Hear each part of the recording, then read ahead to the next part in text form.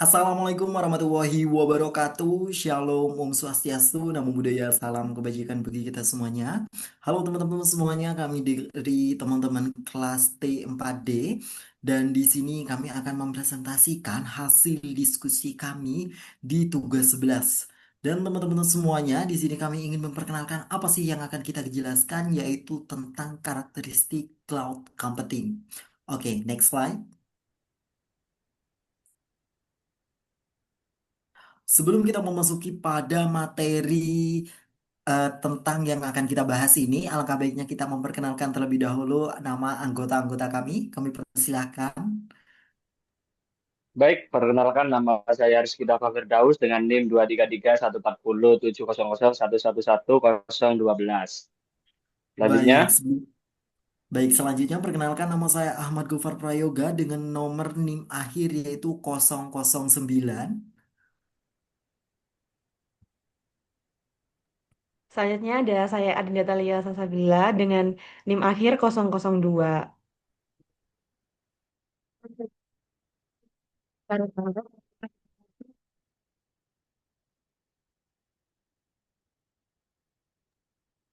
Oke, teman-teman semuanya, sebelum kita memasuki materi, yaitu tentang karakteristik cloud computing. Cloud computing memiliki 5 karakteristik, teman-teman semuanya. Dan sudah disesuaikan berdasarkan definisi NIST, yaitu National Institute of Standards and Technology. Kenapa penting? Karena karakteristik ini memungkinkan fleksibilitas, efisiensi biaya, dan skalabilitas instan, sehingga bisnis bisa fokus pada pengembangan tanpa khawatir soal infrastruktur. Next slide. Oke, selanjutnya akan dijelaskan oleh teman saya.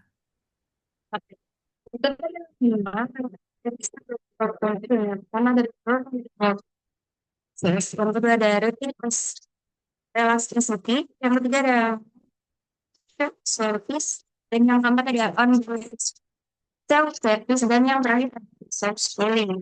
Ikut menggunakan eh, penjelasan lebih jelasnya.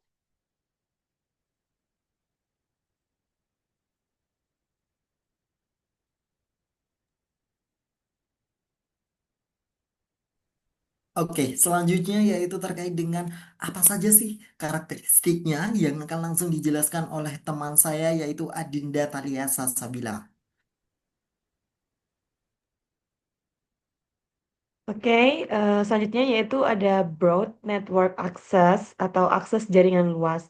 Nah, Network Access sendiri itu layanan cloud dapat diakses dari mana saja, kapan saja menggunakan berbagai perangkat seperti laptop, smartphone, tablet, asalkan terhubung ke internet. Untuk contohnya sendiri ada Google Docs dapat diakses melalui browser dari PC, iPad, atau ponsel. Selanjutnya ada contoh kedua yaitu aplikasi SaaS seperti Salesforce bisa digunakan oleh tim sales di berbagai lokasi. Oke, boleh di next slide.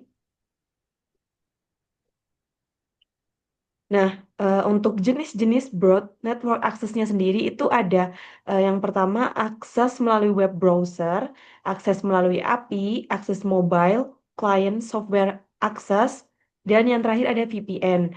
Untuk di sini sudah ditampilkan ancaman dan solusi dari broad network access. Ancaman yang pertama intercepsi data. So, untuk solusinya ada enkripsi, TLS atau SSL. Untuk ancaman yang kedua ada unauthorized access, solusinya multi-factor authentication atau MFA. Selanjutnya ada DDoS, Distribute Denial of Service, solusinya red limiting dan anti DDoS tools. Ancaman yang keempat ada phishing. Untuk solusinya sendiri ada security awareness training. Dan ancaman yang terakhir ada insecure API. Untuk solusinya sendiri bisa dengan secure API management. Untuk slide selanjutnya akan Oke, dijelaskan untuk oleh selanjutnya yaitu terkait Rizky dengan Dava Firdaus. PLSTDC akan dijelaskan oleh teman saya yaitu Rizky Dava Firdaus. Waktu dan tempat kami persilahkan. baik, selanjutnya di sini ada rapid elasticity atau elastisitas cepat. Nah, itu sumber daya cloud dapat ditingkatkan atau scale up atau dikurangi. atau scale down, nah, secara otomatis dan cepat sesuai kebutuhan. Nah, contohnya di sini ada saat hari besar seperti Black Friday, e-commerce seperti Shopee menambah server secara otomatis set untuk menangani lonjakan pengunjung. Nah, yang kedua ada Netflix menambah kapasitas server ketika ada rilis film populer. Selanjutnya, nah di sini ada jenis-jenis rapid elasticity. Nah, yang pertama ada horizontal scaling atau scale out atau in, terus vertical scaling, scale up atau scale down. Yang tiga ada auto scaling, yang keempat ada elastic load balancing. Nah, di sini ada ancaman dan solusi. Nah, yang pertama ancamannya itu resource exhaust exhaustion. Solusinya itu resource quotas. Nah, yang kedua di sini ada ancaman insecure configuration. Nah, solusinya yaitu security templates. Yang ketiga ada over provisioning atau under provisioning. Nah, solusinya adalah auto scaling policies. Nah, yang keempat ada data inconsistency. Nah, solusinya yaitu data synchronization mechanism. Nah, yang terakhir ada billing shop. Nah, solusinya yaitu cost management tools. Baik, selanjutnya. Selanjutnya ada service atau layanan. Ada layanan berbeda pengenalan bisa slot, memonitor, dan juga bayar sesuai dengan pilihan. Berikut contohnya, yang pertama ada Amazon Web Service, lagi dia berdasarkan jumlah penyimpanan bandwidth atau waktu komputasi yang digunakan. Jadi yang kedua ada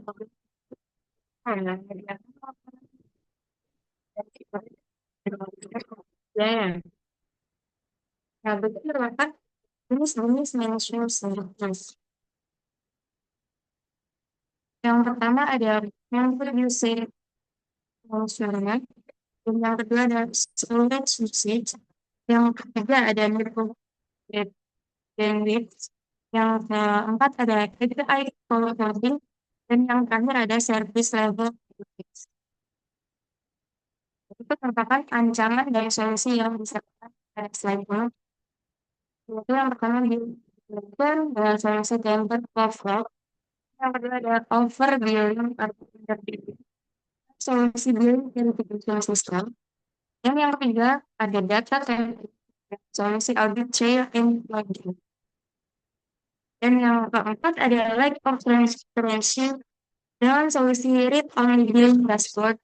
Terakhir ada use of free tier dengan solusi read. Baik, selanjutnya. Oke, selanjutnya di sini saya akan menjelaskan tentang on-demand self-service atau layanan mandiri sesuai permintaan. Nah, di sini pengguna dapat mengaktifkan atau mengelola layanan cloud secara mandiri tanpa interaksi langsung dengan penyedia layanan. Nah, salah satu contohnya yaitu membuat virtual server di AWS atau Azure melalui dashboard online tanpa perlu telepon ke customer service. Yang kedua, mengaktifkan storage tambahan di Dropbox dengan beberapa klik. Oke, next slide. Oke, ini adalah salah satu jenis-jenis on-demand self-service, yaitu yang pertama ada provisioning VM atau server, terus juga ada storage allocation, terus juga ada database as a service, function as a service, service catalog access. Nah, di dalam on-demand self-service itu ada beberapa ancamannya beserta solusi yang bisa kita lakukan. Yang pertama yaitu ada unauthorized access, yaitu solusinya kita bisa melakukan role-based access control. Yang kedua ada Shadow IT, solusinya kita bisa melakukan cloud governance, police. Yang ketiga kita ada misconfiguration. Nah, salah satu solusinya yaitu adalah training dan awareness. Yang keempat ada research spark, yaitu solusinya adalah research tagging and monitoring. Dan yang terakhir ada lack of governance. Nah, solusinya yaitu adalah audit logging. Oke, next slide. Selanjutnya akan dijelaskan oleh salah satu teman saya, yaitu Adinda Thalia Sasabila. Kami persilahkan. Oke, untuk yang selanjutnya adalah resource pooling atau penggabungan sumber daya. Itu sendiri penyedia cloud menggabungkan sumber daya, server, storage, jaringan untuk melayani banyak pelanggan secara efisien atau multi-tenant. Contohnya sendiri dari resource pooling adalah layanan hosting seperti GoDaddy menggunakan server yang sama untuk website pelanggan. Untuk contoh yang kedua ada Microsoft Azure mengalokasikan resource komputasi dari pusat data global ke berbagai perusahaan. Oke, Oke, next slide. selanjutnya akan dijelaskan langsung oleh Emilda Citra Diva. Kami persilahkan. Slide sebelumnya berarti merupakan jenis research pertama, storage, yang ketiga network, yang ketiga virtualization, virtualization, yang kelima ada multi tenant. Dan berikut merupakan ancaman solusi dari ancaman research planning. Yang pertama ada data leak dengan solusi strong isolation. Dan yang kedua ada side channel effect dengan solusi monitoring dan pengembangan. Dan yang ketiga ada management dengan solusi resource platform. Dan yang keempat ada video display dengan solusi filter visual pattern. Dan yang terakhir ada insecure supervision dengan solusi penetration planning dan Oke, itulah terkait dengan beberapa karakteristik cloud computing dan selanjutnya ini adalah beberapa kesimpulan dari hasil pembahasan kita kali ini yang akan dibahas oleh salah satu teman kami yaitu Rizky Dava Firdaus. Waktu dan tempat kami persilahkan. Baik, kesimpulan dari materi tersebut yaitu cloud computing memberikan fleksibilitas, skalabilitas, dan efisiensi biaya dengan karakteristik. Pertama, ada broad network access, akses dari mana saja. Nah, yang kedua itu rapid elasticity, itu merupakan menyesuaikan kebutuhan instan. Yang ketiga, measured service, itu merupakan bayar sesuai pemakaian. Yang keempat ada on-demand self-service, itu merupakan pro, pro- provisi mandiri. Nah, yang kelima ada resource pooling. Nah, itu adalah efisiensi sumber daya bersama. Nah, contohnya nyatanya adalah seperti AWS, Google Cloud, Microsoft Azure, Dropbox, dan Netflix. Baik, selanjutnya. Oke, teman-teman semuanya, kami ucapkan terima kasih banyak. Itu mungkin cukup terkait dengan pembahasan kita kali ini, yaitu tentang karakteristik cloud computing. Dan kami dari teman-teman semuanya sebelumnya memohon maaf apabila ada kekurangan dan kesalahan dalam penyampaian yang kami sampaikan pada pemaparan video kali ini. Kami ucapkan terima kasih dan sampai jumpa di next video. Dan terima kasih banyak untuk teman-teman semuanya. See you.